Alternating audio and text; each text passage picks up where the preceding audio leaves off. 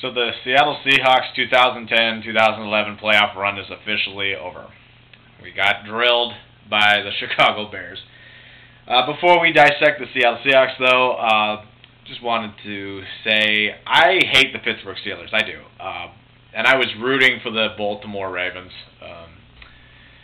However, it was very heartwarming to watch T.J. Houshmandzadeh, former Seattle Seahawk and top receiver, drop the final pass in the Ravens season and watch him cry on the sidelines. I know Baltimore is probably reeling from that loss, and they feel really bad about it. But from the Hawks' perspective, that's what we had to put up with throughout the entire season last year. A guy who constantly asks for the ball, constantly asks for it, and we give it to him. What happens?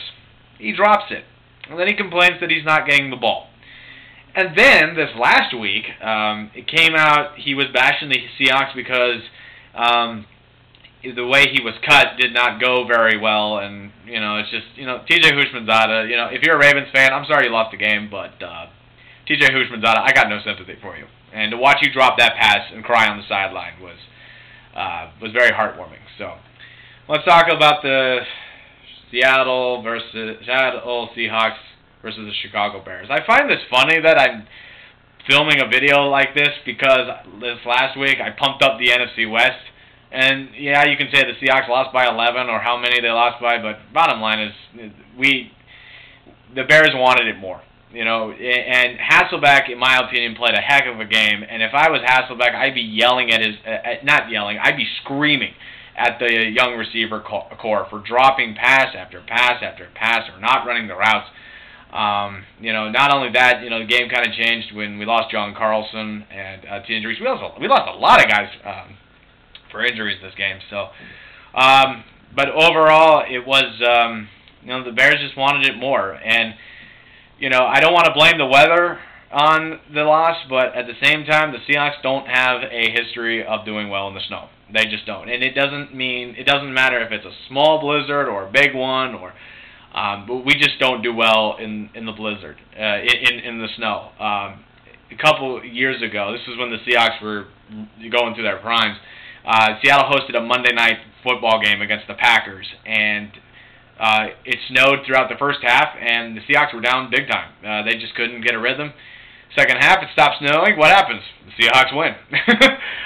So we just don't have a history of doing well in the snow, and I was very surprised Pete Carroll actually let his team practice indoors throughout the entire week when he knew he had to go out into the cold, because it's not as cold as it is in Chicago. I mean, but it's for the average temperature in the Northwest, it's pretty cold over here. So I mean, maybe that could have helped. I don't know, but so that's what I think about the game. As far as about the season, it was an up and down year. There were some negatives. Still can't win on the road consistently.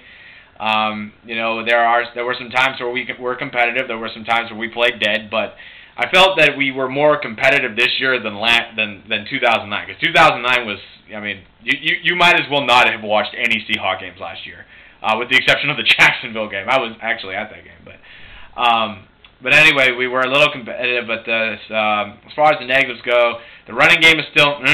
The offensive line is still. It's showing a little progress, but both those areas are kind of shaky. Our special teams, in terms of kicking, are good, so we don't have to worry about losing Josh Brown anymore. I mean, I assumed we were happy with what Olindo Mare was doing throughout the year, and right after Josh Brown left. But we do have a kicking game again, so that's cool, and that's good. And now for the positives.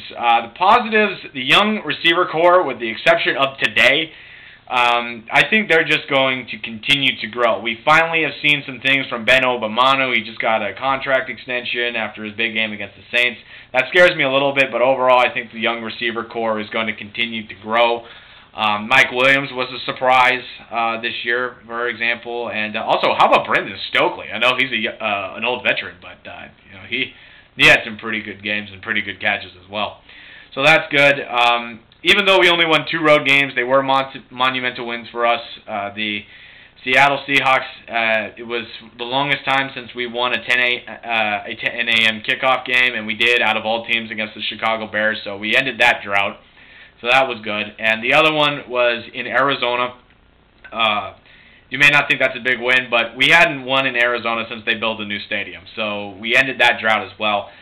We didn't win in St. Louis, but at least we won 2 games on the road. With the unlike last year when we won 1 game and it was at St. Louis, which really didn't say much. So those 2 wins were good.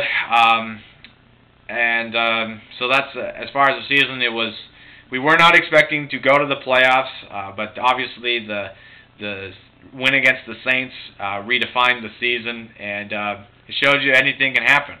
And it was a historic win, and it was a historic playoff run, no matter how you look at it. Yeah, you can say the Hawks just kind of were there, but it was historic. No team in the history of the NFL had won their division under 500, and no team in the history of the NFL had won the division under 500 and took down the Super Bowl defending Super Bowl champions. So. And no team, and also the Seahawks won being the biggest underdogs at home, So I mean, it was that win definitely redefined the season, and it's nice to see that there is a plan in place. There has been some progression made from last year. Now, as we look toward next year, I'm actually really nervous about next year, and I know we just lost to the Bears, and there's a lot of things that need to happen, but we have our work cut out for us next year because we got to play, provided there's no strike. As of right now, we're playing the AFC North and the NFC East outside of the NFC West. Plus, we have to play the Atlanta Falcons and the Chicago Bears.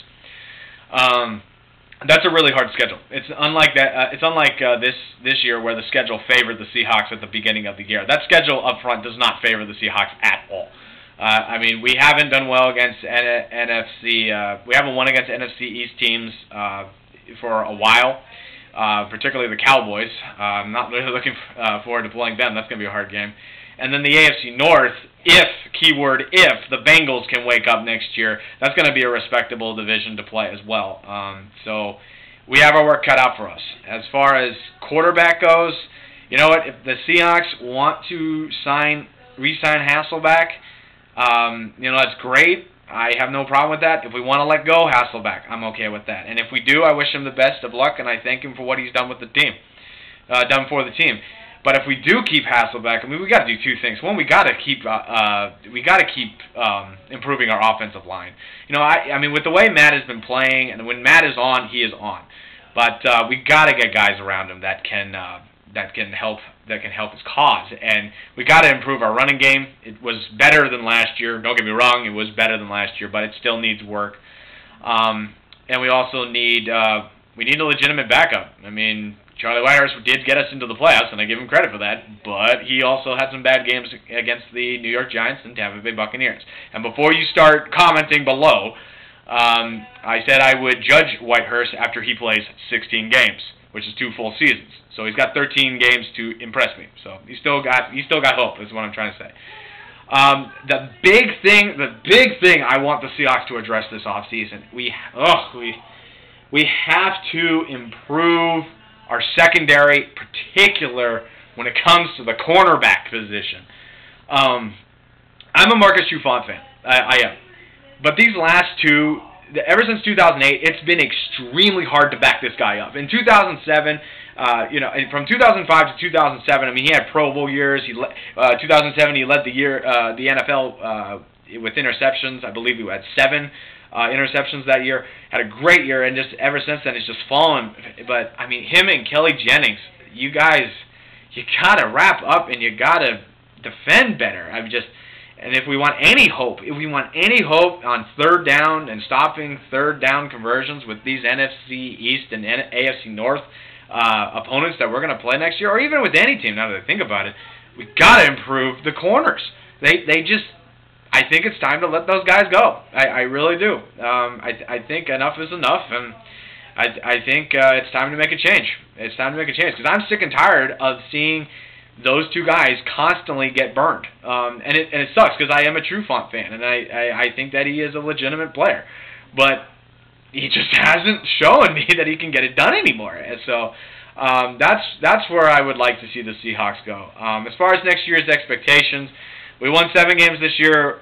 I want to see 8 wins. I want at least an 8-8 team next year. Not necessarily a division title, because that year That just kind of happened. We weren't expecting that, but ultimately I want to see an 8-8 team. And if that's good enough to get into the playoffs, well then so be it. Let's see what happens, and we'll have another home playoff game. So,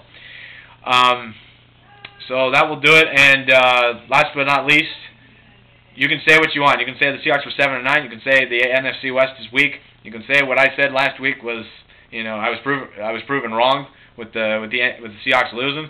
Bottom line is, we're the 2010 NFC West Division champions. We have a banner hanging from our rafters saying that, and we took down the defending Super Bowl champions in arguably one of the biggest upsets, if not the biggest upset in the NFL, in the NFL playoff history. No questions about it. I mean, and you can't take that away from us. And that's something that I think Seattle fans can hang their hat on. So, and I do plan to get some 2010 NFC West champion merchandise, because people might say, well, you finished with a 7-9 record and lost to Chicago. Well, we beat the Saints. And we can have that. So thanks for watching another installment of the Pug's Thoughts in the Doghouse, and we'll see you next time. Go Hawks.